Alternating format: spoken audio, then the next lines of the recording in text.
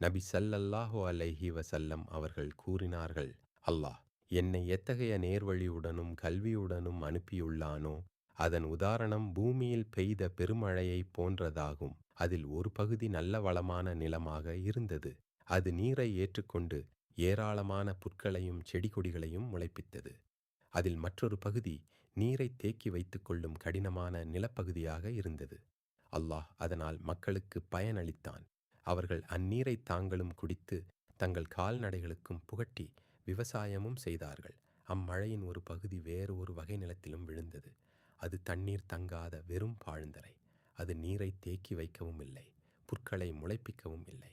இதுதான் அல்லாஹ்வின் மார்க்கத்தில் விளக்கம் பெற்று அல்லாஹ் என் மூலம் அனுப்பியவற்றால் பயனடைந்து தானும் கற்றுக்கொண்டு பிறருக்கும் கற்றுக் கொடுத்தவரின் உதாரணமும்.